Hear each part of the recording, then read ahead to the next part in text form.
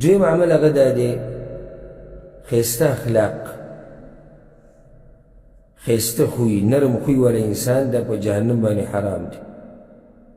ښایسته خوی والا انسان.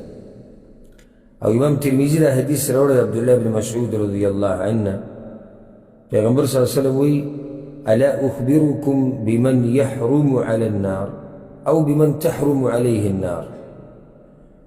هغه څوک درته ونه ښیم چې په جهنم حرام دی یا جهنم پې حرام دی. على كل قریب هین سهل، هر هغه انسان چې نرم خوی نرم مزاج والی، په معاملاتو کې د خلکو سره اسانتیا پیدا کوي، سختی پکې نه وي، بدخویه نه وي، بد اخلاقه نه وي، متکبر نه وي، بدتمیزه نه وي، بې ادبه نه وي، دا ټولې خبرې پکې د نه راځي. نو په جهنم باندې هغه سړی حرام دی چې اخلاق یې نرم وي. دا دویم عمل دی. دریم عمل پیغمبر صلی الله علیه وسلم ذکر کړی د الله په لار کې چې دا قدم دی په خاوره باندې ککړ شي په جهاد کې.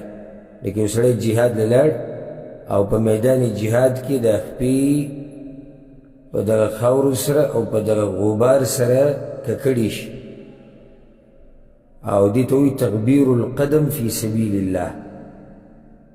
حدیث کې راځي په صحیح بخاري کې دا حدیث دی، پیغمبر صلی الله علیه وسلم من اغبرت قدماه فی سبیل الله حرمه الله علی النار. د چا خپې چې د الله په لار کې په خاورو سره پلیتې شي یا په خاورو سره ککړې شي یا په خاورو سره ورنګېږي، د خاورو د دوړه پې ولګي، نو الله سبحانه وتعالی دا سړی حرام کو په جهنم باندې. په یو حدیث کې داسې راځي چې من اغبرت قدماه فی سبیل الله ساعة من نهار، معمولي وخت چې ستا په دې خپو باندې دوړه ولګي د الله په لار کې، فهما حرام علی النار، نو دا خپې حرامې شوې په څه باندې؟ په جهنم باندې. چې خپې حرامې شوې نو څه مطلب شو؟ ټول بدن حرام شو. څلورم عمل مونځ. څوک چې مونځ کوي دا سړی په جهنم باندې حرام دی. دې باره کې حدیث دی په صحیح بخاري صحیح مسلم کې دا ابو هريره رضی الله عنه روایت دی، پیغمبر صلی الله علیه وسلم حرم الله علی النار ان تأکل اثر السجود. الله په جهنم باندې حرام کړی دی اثر السجود، یعنی هغه اندامونه چې په هغې سجدې لګي. دا اندامونه الله په جهنم حرام کړي دي او جهنم یې به حرام کړي. نو چې اندامونه د سجدې دې ته اور نه رسي، معنی څه شوه؟ کوونکي ته اور نه رسي. څوک چې دا سجده لګوي د هغه ټول بدن الله د اور نه ساتي. او د سجدې نه مراد مونځ دی، خو دا سجده په دې مونځ کې بیا یو ځان له شان لري، نو ځکه سجدې تذکره وشو. یو حدیث کې داسې راځي چې هغه به د دې نه واضح دی، امام احمد راوړی دی، د حنظله رضی الله عنه روایت دی، پیغمبر صلی الله علیه وسلم وایي دې ته غوږ کښېږدئ من حافظ علی الصلوات الخمس، چا چې د پنځه مونځونو حفاظت وکړو. د پنځه مونځونو حفاظت څه دی؟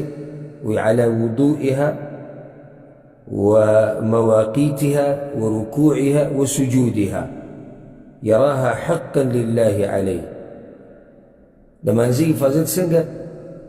چې د رکوع د سجدې حفاظت وکړي، په ټیم سره وکړي، او دا مونځ د الله حق ګڼي په ځان باندې، عادت او بوج یې نه ګڼي چې ته جومات ته رامنډې وایې دې لپاره چې یو عادت دی به ځان ته خلاصومه، او دلته کته بره شي او د یو څو ټونګې ووایي او بیا په دروازه باندې دې سم حل جوړ کړی چې اوس به څنګه دې جیل نه وځم. دغه نه، یو سړی جومات ته روان دی چې دا مونځ د الله حق دی په ما باندې، زه ځم د الله سره ملاقات له، د الله سره جرګې له. دا سړی پیغمبر صلی الله علیه وسلم یادوي. نو څه به کېږي؟ حرم علی النار. حرم علی النار معنی ده چې دا سړی حرام کړی شو په څه باندې؟ په اور باندې. پنځم عمل چې حدیثونو کې راغلی دی نو د ماسپښین د مانځه نه مخکې 4 رکعته کول او د ماسپښین د مانځه نه بعد 4 کول. حالانکې معروف سنت چې کوم دي السنن الرواتب چې ورته ویلی کېږي هغه د ماسپښین نه مخکې 4 یا 2 دي او وروسته دي 2 دي. دا 2 سره نفلي دي. نو څوک چې 4 رکعته د ماسپښین د مانځه نه مخکې کوي او 4 د ماسپښین د مانځه نه بعد کوي الله یې په جهنم باندې حرام کړي او دې ډېر مسلمانان نه دي خبر. حدیث امام ابو داود امام ترمذي راوړی د ام حبیبه رضی الله عنها نه چې دا د پیغمبر صلی الله علیه وسلم بیبي ده. وایي چې پیغمبر صلی الله علیه وسلم دا خبره کړې ده من حافظ على 4 ركعات قبل الظهر و4 بعدها حرمه الله على النار. څوک چې حفاظت وکړي د 4 رکعاتو د ماسپښین د مانځه نه مخکې او ماسپښین د مانځه نه وروسته 4 الله به دا سړی حرام کړي په جهنم باندې.